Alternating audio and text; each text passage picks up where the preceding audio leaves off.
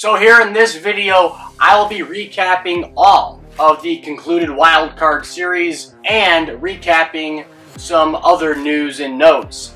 Now first, let's start off with the Tampa and Cleveland Wild Card series. As in Game 1, it was tight throughout, and both starters, being McClanahan for Tampa and Bieber for Cleveland, went past 7 innings, and the two combined to give up just 3 runs. Now the scoring started late, with Jose Siri homering in the 6th to give Tampa a 1-0 lead. However, that lead did not last long, as Cleveland answered back in the bottom half after Jose Ramirez rounded the pillows for a 2-run shot to give the Guardians a 2-1 lead and a Game 1 win by that score. Now, Game 2 would be a low-scoring marathon. Glass now went 5 scoreless, and McKenzie went 6 scoreless. Now, after that, it was up to the bullpens to hold down the fort for their respective clubs, and they did. Both teams called on their pens to work at least another 9 full innings. But something had to give, and it did when the former Indian/Guardian Corey Kluber released a cutter that hit the bottom of the zone and met Oscar Moncada's bat and was sent over the left field wall, stamping the Guardians' ticket to the ALDS versus the Yankees. They would win by the score of 1-0. Now, before we go any further, guys, go check out my brand new documentary on baseball's biggest psychopath, Jimmy Pearsall. The link to that video is right above my head. Go check it out right now or after the video, and don't forget to share the video with your friends. Now, let's move over to St. Louis and recap the Phillies and Cardinals Wild Card series. Now, in Game 1, St. Louis struck first via a Juan Yepes home run in the 7th. However, all hell broke loose for the Redbirds after Ryan Hensley gave up a 1-out hit to JT Realmuto. Then, he gave up back-to-back walks to Harper and Castellanos, and then proceeded to hit Alec Baum, forcing in 1 run for the Phillies, making it a 2-1 St. Louis lead. After the hit by pitch, Hensley was relieved by Andre Palante, who immediately gave up a 2-run single to Gene Segura. This made it a 3-2 Philly lead. Then, just for good measure, Philly put up 3 more runs, thanks to a fielder's choice that scored El Mundo Sosa, a Brandon Marsh RBI single, and a Kyle Schwarber sac fly in the 9th. The Phils would win Game 1 by the score of 6-3. In Game 2, it would be all Phillies, as they got great starting pitching from their ace Aaron Nola, who tossed 6 2/3 scoreless innings, racking up 6 strikeouts. Then on the offensive side, Bryce Harper got them on the board first, as he hit a solo shot to left field, his first postseason home run with Philly. And then Kyle Schwarber drove in the 2nd run of the ballgame for the Phils in the 5th via a sac fly to right, making it a 2-0 Philly lead. And that's how it ended. The Phillies took the series as they won Game 2 by that score of 2-0, and they will go on to face the Atlanta Braves in the NLDS. Let's recap the Mariners and Blue Jays Wild Card series. So, in Game 1, the Mariners would strike first in the 1st, thanks to an Eugenio Suarez double down the right side. Then, just a batter later, catcher Cal Raleigh hit a 2-run shot to right field, extending the Mariners' lead by 3. And that's pretty much all Luis Castillo needed, as he went 7 1/3 scoreless innings before handing the ball over to Andres Munoz to secure the 4-0 win for Seattle. In Game 2, it looked like it was going to be a Blue Jays win all the way, after they scored 8 runs after 5 full, thanks to 2 home runs off the bat of Teoscar Hernandez.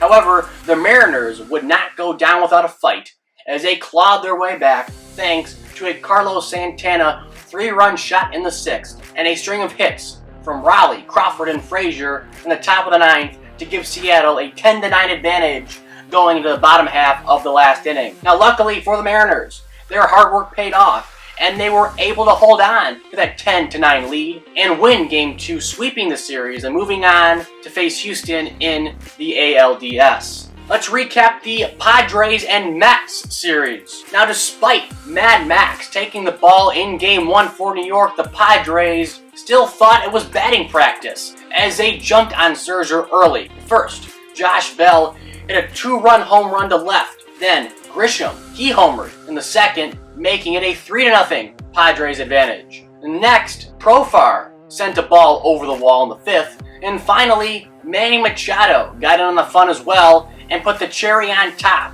as he sent a screaming line drive home run over the left field wall, putting the nail in the Mets' coffin and securing a Padres 7-1 win in Game 1. Then in Game 2, the roles were reversed, as this time New York put up a crooked number. The first run came via a Francisco Lindor home run in the first inning. Run number 2 came thanks to a Nimmo RBI single to left, and Alonso, he provided run number 3 via a solo shot to left in the 5th. And then in the 7th, McNeil hit a 2-run double, scoring Lindor and Alonso. It was a 5-2 Mets lead after the McNeil double. The Mets were able to trump the Padres in Game 2 by the score of 7-3. Now, like Game 1, Game 3 was all Padres, as they had hometown hero Joe Musgrove on the bump.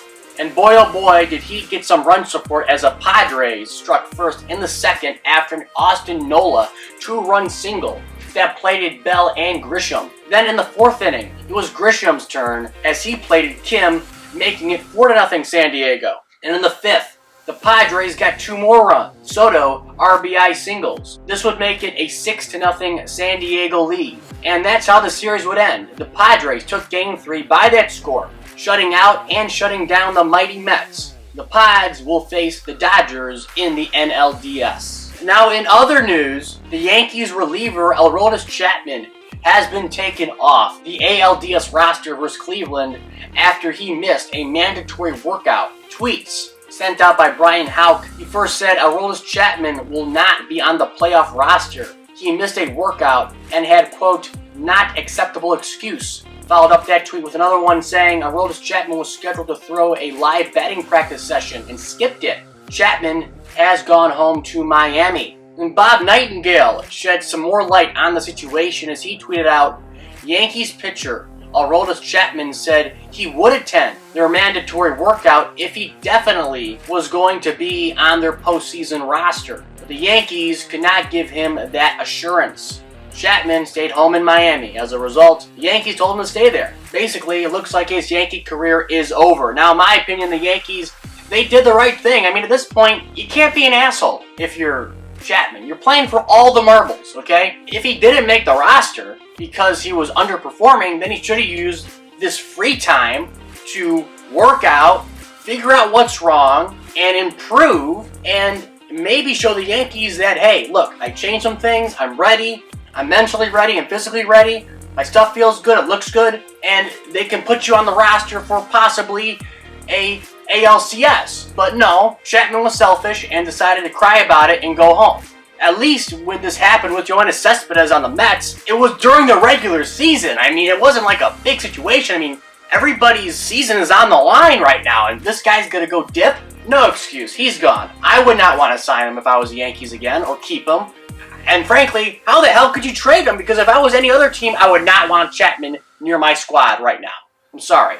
Now next, the Phillies have signed interim manager Rob Thompson to a 2-year extension. Not to mention the Braves signed starting pitcher Spencer Strider to a 6-year, $75 million extension. So big moves for the two teams who are currently facing off in their version of the NLDS. I think both moves are great. You know, the Phillies, Rob Thompson, he got this team to a playoff berth and past the Cardinals, mind you.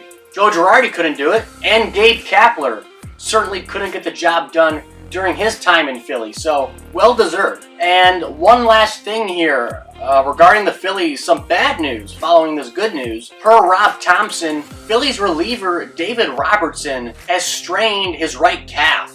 He did this after jumping in the air when Bryce Harper homered against the Cardinals in the wild card series. Good news and bad news on both fronts for the Phillies. More good than bad, I would say.